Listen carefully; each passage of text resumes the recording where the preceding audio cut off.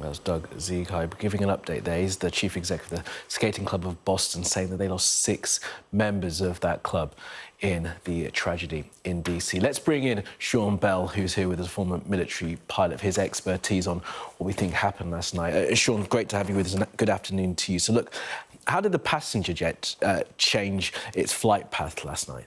Yeah, good afternoon, Kamali. I mean, first of all, our sympathies. 64 civilians, 3 military have perished in this, what looks like a very, very tragic accident. It's interesting that you look at the factors. The weather looks absolutely fine. There's no reason weather factors. It's happened in one of the most congested air control areas in the world, so there's massive control. Nobody moves without following a clear procedure, and it's all designed to stop these sort of accidents happening. So the real question is, why it happened and how it happened. What we do know is that the main runway here, it's not quite orientated properly, but that's the main northerly runway. So the American Airlines aircraft, as all of the others, would have been coming to land there and then taking off in this direction.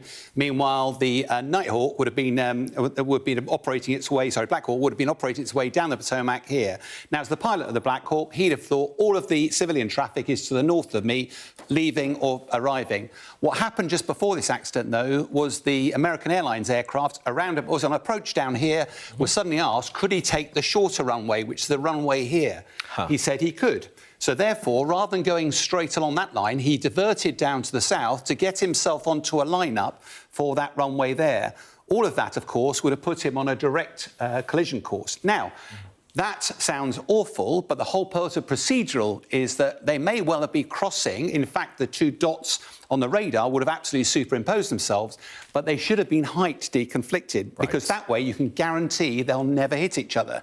Now, an airline will eventually go through 200 feet, the height at which the helicopter was, but it'll do it really close to the runway, and the helicopter should be nowhere near that. So the fact remains is that somehow this helicopter, because the collision happened at 400 feet at about 150, 160 miles an hour. The question is, what was the helicopter doing at that height? And frankly, it doesn't look very survivable, and that's why it doesn't surprise me that they've called off the search now. Just before we move on, Sean, how unusual is it for a helicopter to go to that kind of height? I mean, is that kind of standard procedure? We heard from Sean Duffy, the Transport Secretary, that everything was standard up until the collision point. Yeah, and I think what he was saying is that this helicopter wasn't on a special mission. It was a military helicopter. We're very close to the White House. There are all sorts of military flights that could be doing something unusual. Whenever I've been involved in controlled airspace in a military aircraft, the civilian authorities clear a corridor for you and you fly directly through it.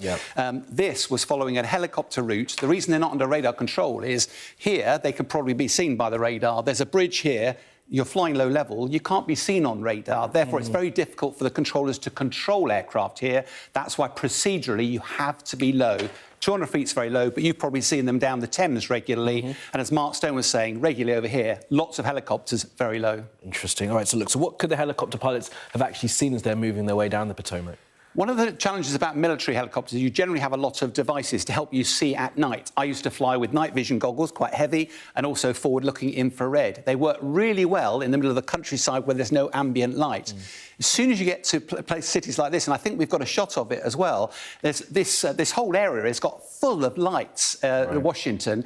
Also, the airfield is covered in lights. OK, this is the emergency scene, but you imagine now, an airline during the day, you can see the airline shape. At night, it's just a couple of flashing lights. If you tried to see that flashing light in a whole load of other flashing lights around an airport, you could see the landscape beyond. It's really difficult to see. You can't trust your eyes at night.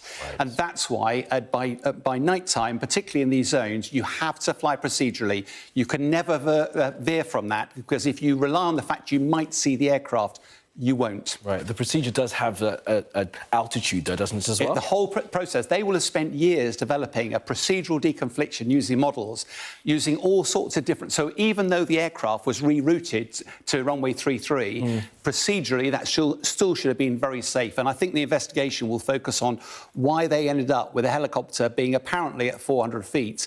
And, of course, when it hit the aircraft, then at that speed, closing speed, probably 250 miles an hour. And, of course, had anybody survived that, the next place they were going to be was in the Potomac, which is 1 degree centigrade. That's not very survivable. No, it's not. That's why it's a recovery mission now. Right, Sean, really appreciate the expertise analysis. As always, thank you so much for that. Sean Bell, there, former military pilot, with his expertise on what may well have taken place last night.